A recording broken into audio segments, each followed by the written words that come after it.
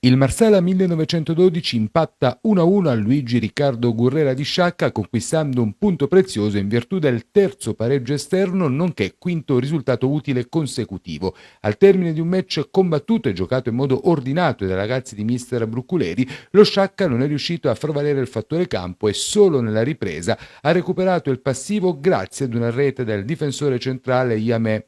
Il vantaggio azzurro al 15° minuto è stato realizzato da Pedalino. La squadra di mister Galfano, che ha avuto una maggiore supremazia territoriale, a tratti ha anche mostrato una buona capacità di palleggio e delle pregevoli individualità, ma negli ultimi 20 metri non è quasi mai riuscita a far male alla retroguardia azzurra. Ma andiamo con ordine. Nei primi 10 minuti i neroverdi hanno cercato di dettare il ritmo del gioco, andando alla conclusione con Margaritini, rimpallata dalla schiena di Cinquemani, e al sesto minuto sugli sviluppi di un calcio di punizione con Cipolla, che da buona posizione, dopo una serie di batti e ribatti, calcia a lato.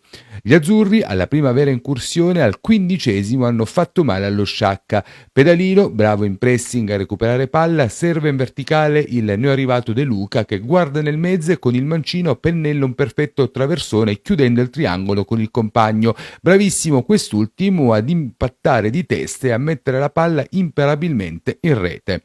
La reazione dello Sciacca si concretizza al 20° minuto con un cross in aria delle Vivace Erbini per Capitan Licata, che si coordina per la conclusione, rimpallata ancora una volta dall'attento Cinquemani. Al 25° il Marsala, in occasione del primo, le due corner battuti nei 90 minuti, mette in apprensione la retroguardia saccense, che con qualche difficoltà riesce a liberare. Un minuto dopo Mangiaracina si libera e tenta una conclusione da fuori aria, senza però inquadrare lo specchio della porta. Al 33° ci prova nuovamente Licata, questa volta su calcio di punizione, e il suo tiro, potente, termina di poco alto sopra la traversa.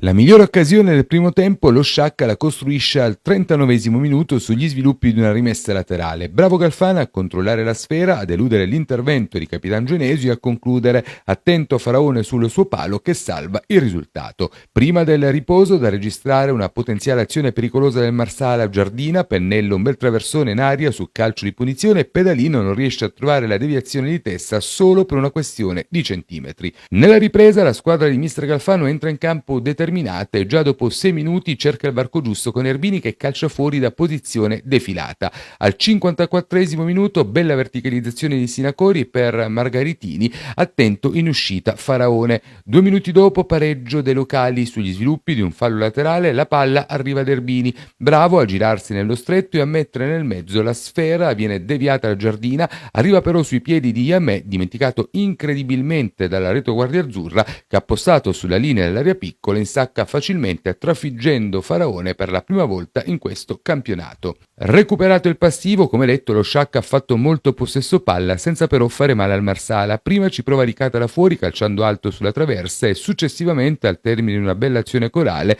De Mercurio non centra lo specchio della porta da buona posizione, impattando male di testa.